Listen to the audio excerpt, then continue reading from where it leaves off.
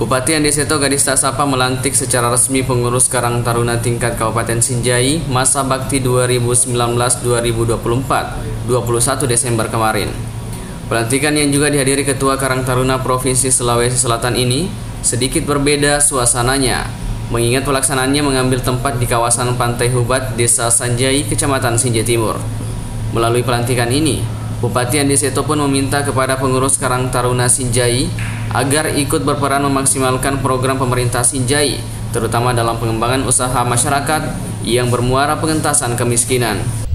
Nanti dilihat potensi daerah masing-masing, karena Karang Taruna sampai ke desa-desa, tentunya kita mengharapkan bahwa Karang Taruna yang punya namanya struktur sampai ke desa-desa ini bisa dimanfaatkan betul-betul. Karena di desa selain Kube, kita punya kepala-kepala desa ini juga sudah punya yang namanya dana desa. Saya pikir juga bisa, berkoordinasi dengan Pak Desa bagaimana cara pengentasan kemiskinan.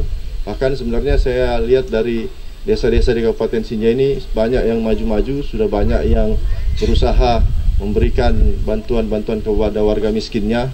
Walaupun saya dengar ini masih dalam bentuk perbaikan rumah dan lain-lain, tetapi saya pikir ini kalau kerjasama dengan Karang Taruna, mumpung dia punya RAPBDes belum selesai, bisa dimasukkan kegiatan-kegiatan kepemudaan dalam bentuk yang namanya usaha-usaha, khusus warga-warga miskin.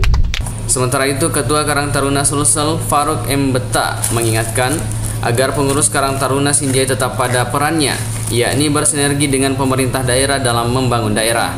Terkhusus, saya memang Pak Bupati di mana-mana selalu setiap pelaksanaan temu karya daerah, TKD, pemilihan Karang Taruna, saya sengaja tidak hadir karena berharap yang hadir adalah orang-orang terbaik atau orang-orang terpilih dari Bapak Bupati, sehingga kita berharap tidak ada distorsi ke depan, terkhusus pada pelaksanaan program-program yang dicanangkan oleh Bapak Bupati.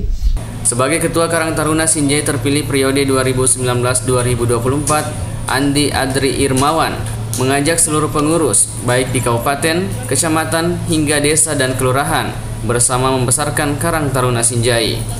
Saya mengingatkan kepada teman-teman bahwa persatuan adalah lambang kemenangan dan perpecahan adalah lambang kehancuran.